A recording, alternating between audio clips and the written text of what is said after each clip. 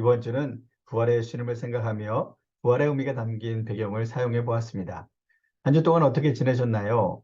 우리는 고난주간과 부활주의를 보내었습니다. 예수님께서 십자가를 지신 것은 죄로 죽을 수밖에 없던 우리를 죄로부터 구원하여 하나님의 자녀 삼아 주시기 위함이었습니다. 그 십자가의 고통이 있었기에 부활의 영광을 누릴 수 있었고, 우리 또한 부활의 예수님을 따라 부활의 소망을 가지고 이 세상을 살아가게 되었습니다. 부활의 예수님께서 나는 부활이요 생명이니 나를 믿는 자는 죽어도 살겠고 무릇 살아서 나를 믿는 자는 영원히 죽지 아니하리니 이것을 내가 믿느냐라고 물어보셨습니다.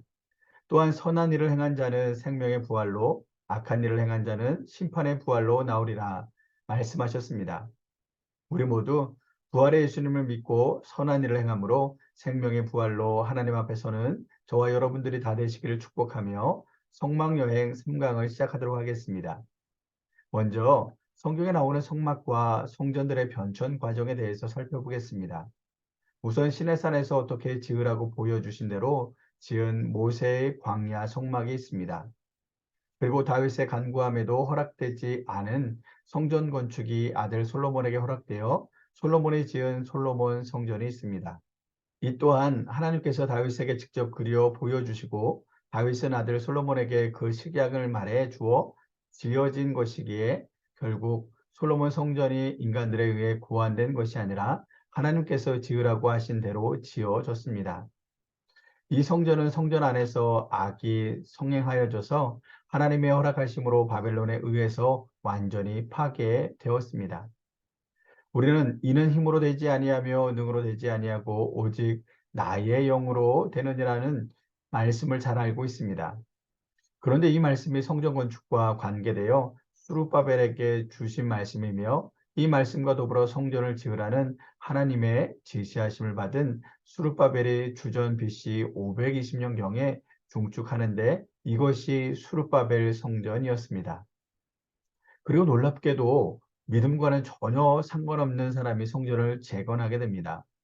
그 장본인이 팔레스타인 지방의 분봉왕 헤롯이며 그는 누추해진 수룹바벨의 성전을 재건하게 됩니다.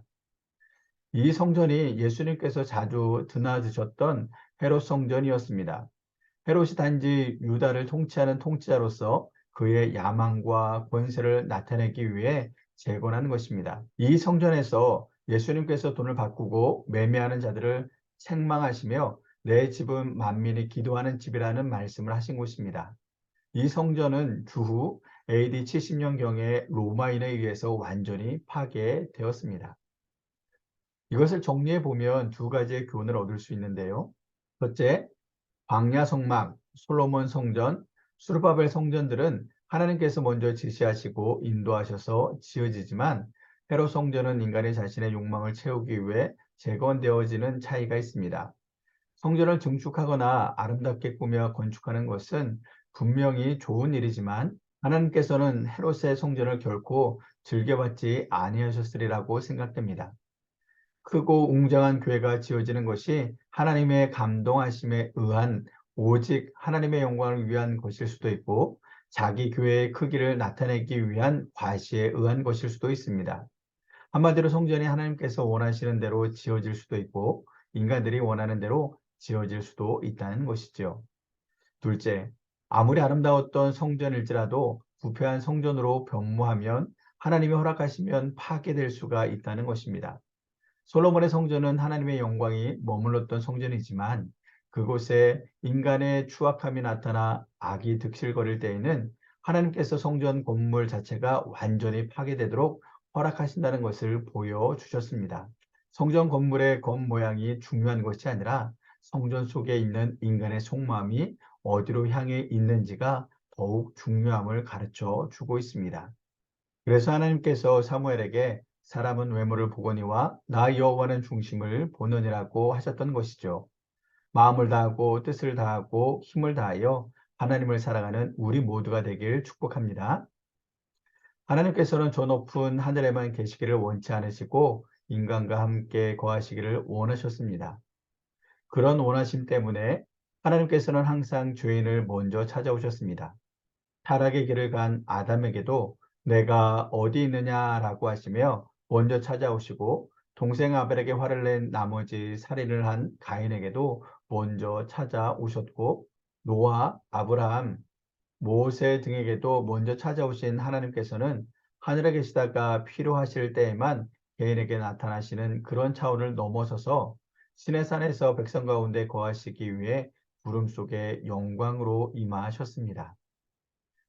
시내산까지 내려오신 여호와 하나님께서 십계명을 주시고 계속 시내산에 머무신 상태에서 모세에게 내가 백성 중에 거할 성소를 지으라고 명령하셨습니다. 한마디로 하늘에서 시내산까지 강림하신 하나님께서 백성 중에 거하실 성소를 지으라고 하십니다. 그리하여 성소가 다 지어질 때에 여호와의 영광이 성막에 충만하여 그곳에 머물게 되었습니다. 그렇다면 하나님께서는 왜 그처럼 성막에 강림하시기를 원하셨을까요? 성경에서는 거듭 강조하여 이름을 두시려고 택한 곳이 성막이라고 말씀하고 있습니다. 이 성막의 변형인 솔로몬 성전도 수르바벨이 중건한 성전도 이름을 두시려고 택한 곳이라고 말씀하셨습니다. 이름을 두시려고 라는 구절은 수없이 나오지만 몇 가지만 살펴보겠습니다. 너희는 너희 하나님 여호와께서 자기 이름을 두시려고 택하실 그곳으로 내 하나님 여호와 앞 곧 여호와께서 그의 이름을 두시려고 택하신 곳에서 여호와께서 그에게 이르시되 내 기도와 내가 내 앞에서 간구한 바를 내가 들었은즉 나는 내가 건축한 이 성전을 거룩하게 구별하여 내 이름을 영원히 그곳에 두며 내 이름을 두려고 택한 곳에 돌아오게 하리라 하신 말씀을 내가 내 하나님 여호와의 이름을 위하여 성전을 건축하려 하오니 이 모든 구절을 개괄적으로 말한 곳이 출애굽기 20장으로 십계명을 나열한 바로 그 다음에 하나님이 임하심은 너희를 시험하고 너희로 경외하여 범죄하지 않게 하려 하심이니라 출애굽기 20장 20절에 말하고 있습니다. 계속해서 내가 내 이름을 기념하게 하는 모든 곳에서 내게 임하여 복을 주리라. 저 하늘에 계시지 않고 복을 주시기 위하여 죄인들이 사는 이 땅에 와 계시겠다고 하시면서 거처할 성막을 지으라고 말씀하셨습니다. 이 모든 것을 위하여 출애굽을 시킨 것을 가르쳐 주시듯이 백성 중에 거하시려고 출애굽시키셨다라고 말씀하셨습니다. 이제 영적 의미가 무엇인지를 살펴보겠습니다. 예수님의 이름 중에 임마누엘이라는 뜻이 있습니다. 우리가 마태복음 1장 23절을 통해서 잘 알듯이 하나님이 우리와 함께 계시다의 뜻입니다. 하나님께서 성막에 내려오셔서 복을 주시듯이 임마누엘의 주님께서도 하늘의 모든 영광을 버리시고 신령한 복을 주시려고 죄인들이 사는 이 땅에 오신 것입니다. 하늘에서 산으로, 산에서 성막으로, 성막에서 성육신하여 예수로 인해 우리 안에 오셨습니다. 히브리서 기자가 지적하듯이 성막은 예수 그리스도에 대한 그림자이며 모형입니다. 예수님의 그림자이고 모형인 성막보다도 더 분명하게 구속의 주님을 함축하고 있는 것은 없습니다. 하나님께서 하나님의 아들인 예수 그리스도의 사역을 예언적이면서 포괄적으로 나타내고 있는 것이 성막입니다. 하나님과 예수님 자신이 새 하늘과 새 땅의 성전, 즉 참 성소이시기에 모형의 성막을 통해서 참 성소와 참 장막의 의미를 볼 수 있는 것입니다. 그럼 지금부터 성막의 울타리와 문에 대해서 살펴보겠습니다. 우선 성막은 백성이 거주하는 광야 가운데 세워지며 광야 가운데 새하얀 세마포가 둘러쳐진 후에 성막 안의 사람과 성막 밖의 사람으로 나누게 되었습니다. 성막 안이나 밖이나 광야의 일부분이기에 성막 안에 있는 사람이거나 밖에 있는 사람이거나 모두가 광야에서 나그네 생활을 하고 있다는 점에서는 동일합니다. 그러나 성막 밖에서 제 아무리 잘난 체를 하고 사람들의 칭찬을 받는다고 해도 그 사람은 성막 밖에 있는 사람입니다. 반면에 성막 안에 있는 사람이 잠자고 있다고 하더라도 이 사람은 성막 안에 있는 것입니다. 성막 안과 밖의 경계로 하얀 세마포 천으로 울타리를 쳤는데 하얀 세마포 천은 의를 상징합니다. 의로움의 울타리 밖에서 안으로 들어오려면 오직 하나밖에 없는 하나님이 마련하신 유일한 문으로 들어와야만 했습니다. 예수님이 바로 이 문이시며 예수님 자신도 스스로를 가리켜 문이라고 하셨습니다. 예수님은 길을 잃은 무리들이 찾아가야 할 문이며 그것도 유일한 문이었습니다. 성막의 문이 하나밖에 없듯이 오늘날도 하나님께 가는 길은 오직 한 길뿐입니다.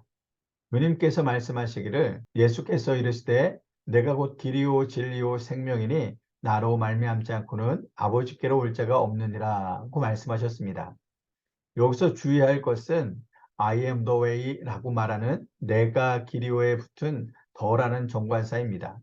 정관사가 붙은 길은 여러 길 중에 있는 어떠한 한 길이 아니라 유일한 길을 말함으로써 예수님만이 유일한 길임을 시사하고 있습니다.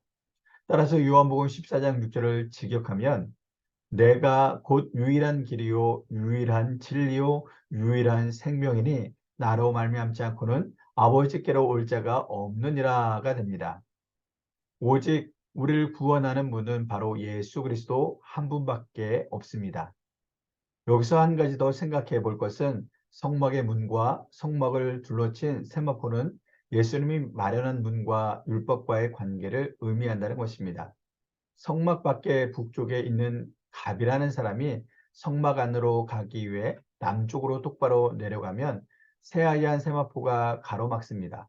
남쪽에 있는 을이라는 사람이 직진하여 북으로 향해 와도 세마포는 막고서 더 이상 못 간다고 가르쳐 줍니다. 서쪽에 있는 병이라는 사람이 동으로 향하여 와도 막아버리는 이 세마포천은 무엇을 의미할까요? 한마디로 세마포는 들어가려면 문을 찾으라는 표시로서 동쪽의 문을 가르쳐 주는 길잡이가 됩니다. 안으로 들어가겠다고 작정한 사람이 막혔을 때 취할 수 있는 방법들이 여러 가지가 있을 수 있습니다. 예를 들어 자기 나름대로 하나님을 향해 갈 수 있다고 생각되는 방향을 찾아 열심히 남쪽을 향해 오던 갑이라는 사람이 세마포 울타리와 마주친 후에 이 방향이 아니구나 하고 느낀 후에 첫째, 동쪽으로 방향을 돌려 손쉽게 하나밖에 없는 동물을 찾을 수도 있고 둘째, 서쪽으로 방향을 돌려 빙글빙글 돈 다음에 동물을 찾을 수도 있고 셋째, 그것도 저것도 아니고 오던 방향으로 되돌아가 버릴 수도 있습니다. 인간들은 주님이 마련하신 문이 있는 줄도 모르고 최선을 다하며 삽니다. 또 어떤 사람들은 열심히 종교 생활을 해서 철학과 선행에 근거하여 자기가 정해놓은 방향으로 한없이 가다 보면 막아서는 그 무엇이 있음을 느끼게 됩니다. 하나님께서 그 막아서는 것을 보다 더 잘 느끼도록 주신 것이 율법이라고 볼 수 있습니다. 세마포천의 울타리가 문으로 오지 않는 사람을 막고 출입문을 찾게 하듯이 율법이 마련된 의를 통해서 오지 않고 스스로의 열심과 노력으로 하나님께 오고자 하는 자들을 막아버린다는 것입니다. 이것이 율법의 역할의 일부입니다. 하나님께서 율법을 우리에게 주신 이유는 그것을 잘 지키고 따름으로써 하나님의 영광에 이르게 하는 것이 아니라 자신의 행하는 바 선행으로는 율법을 결코 다 지킬 수 없는 자신을 깨닫고 느낌으로써 어찌할 수 없는 죄인임을 알게 하는 것입니다. 율법은 마치 단단히 막혀 있는 철통 같은 울타리와 같습니다. 따라서 선행과 종교생활, 철학 등으로는 하나님께 도저히 이룰 수 없음을 알게 할 뿐 아니라 마련되어 있는 문을 찾게 해주는 길잡이 노릇을 합니다. 다시 말해서 울타리인 율법을 따라서 빙글빙글 돌다가 보면 하나님의 은혜로 마련하신 예수님이라는 문을 찾을 수 있다는 것입니다. 바울 사도는 이러한 율법의 역할을 몽학선생이라고 표현하고 있습니다. 분별력이 없는 어린아이를 가정교사가 인도하듯이 율법은 스스로 지혜 있다고 생각하는 어리석은 인간을 예수님께로 인도하는 길잡이 노릇을 합니다.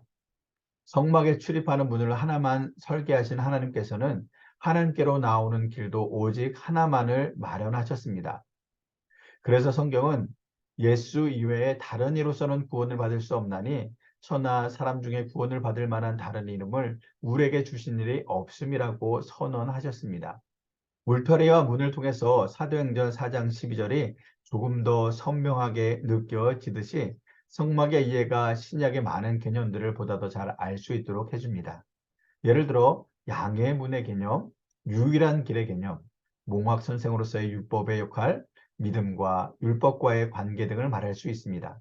오늘 강의의 핵심은 성막에 출입문이 하나밖에 없듯이 우리를 구원하시는 구원의 문은 오직 한 분, 예수 그리스도밖에 없음을 기억하면서 강의를 마치도록 하겠습니다. 그럼 4강에서 기다리겠습니다. 감사합니다.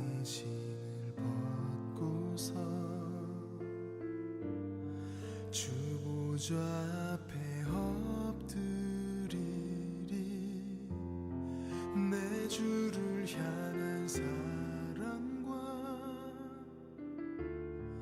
그 시